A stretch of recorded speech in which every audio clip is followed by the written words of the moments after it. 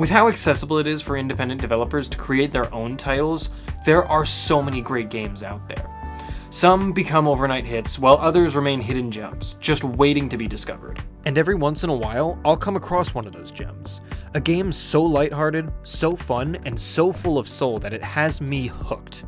Games like these always have me captivated within the first few minutes, and coming across these titles is one of my favorite experiences in gaming.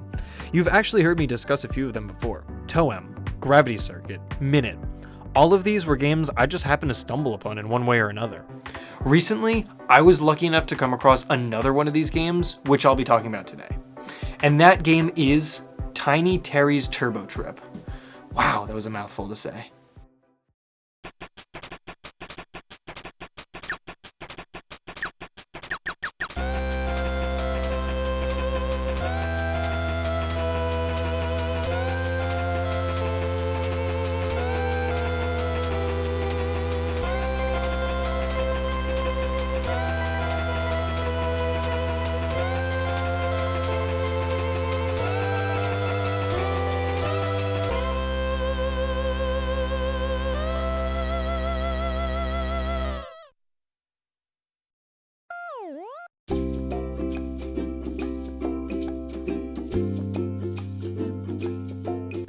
The game opens up with Terry sitting in a job recruitment office.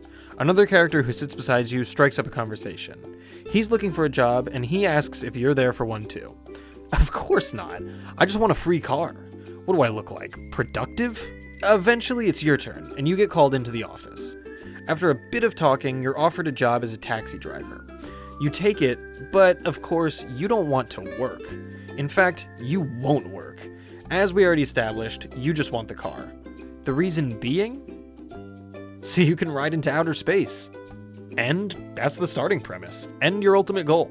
This single scene sets the whole tone of the entire game, and if it made you laugh, chances are you'll adore the rest of this game with its many, many more funny character interactions throughout.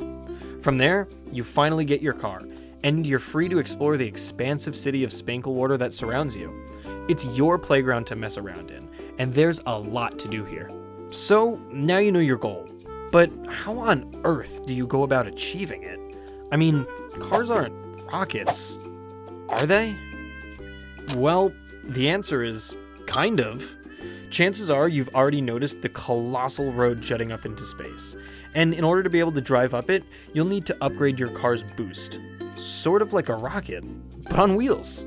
These upgrades require our first currency, which is called Turbo Junk. And there are plenty of ways to earn it. Some you'll find scattered around the streets, buildings, and roads. Others you'll need to earn in more challenging ways. The most efficient way to collect junk is to dig up buried trash cans, but in order to learn the locations of these treasure troves, you need to complete quests and help out others around the town first. Right off the bat, that gives you plenty to do, and just interacting with these characters is a joy within itself.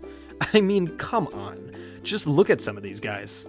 Aside from Turbo Junk, there's also a more general monetary currency. Similar to Turbo Junk, this can be collected in a variety of ways as well. Spanklewater is a town with no laws, so anything goes. You can commit property damage by smashing dumpsters, boxes, and trash bags. You can attack NPCs and loot their belongings for money. Or you can run around, steal expensive cars, and sell them for profit, which is actually the best way to make money in this game. You can also earn money through certain missions or by digging up these little dirt hills, but come on, that's the boring way. I mean, this is a town that prides itself on its very frequent car crashes. Even the town's flag boasts this feat, so why not have a little fun with it? Once you've collected enough money, you'll be able to afford a plethora of items which can help you throughout your trash collecting journey. Bug nets, paragliders, and even new weapons are all worthwhile investments in order to help you maximize your trash game. You can also buy hats, which is obviously the more responsible way to spend your hard-earned cash. I mean, just take a look at that fit. And that's the basic gameplay loop. There are also additional collectibles for you to find, bugs for you to catch, mysteries for you to solve, and even minigames for you to play. For a small title like this one, there's actually a lot for you to do, especially if you're planning on 100%ing everything. Tiny Terry's Turbo Trip has over a dozen main goals for you to complete, tons of collectibles to uncover, and a handful of minigames for you to shoot for high scores in. Overall, the game took me a little over 5 hours total to complete, over the course of a few days.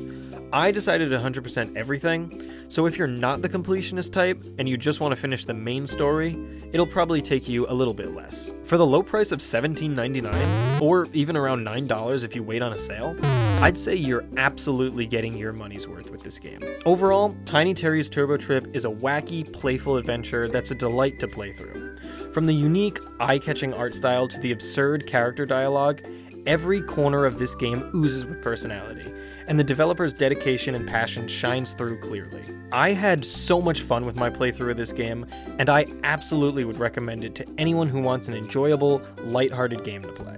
In the current climate of AAA, ultra-realistic, big-budget titles, Tiny Terry was such a breath of fresh air. If you're looking for a game that you can pick up, zone out, and just have fun with, this is definitely one to check out.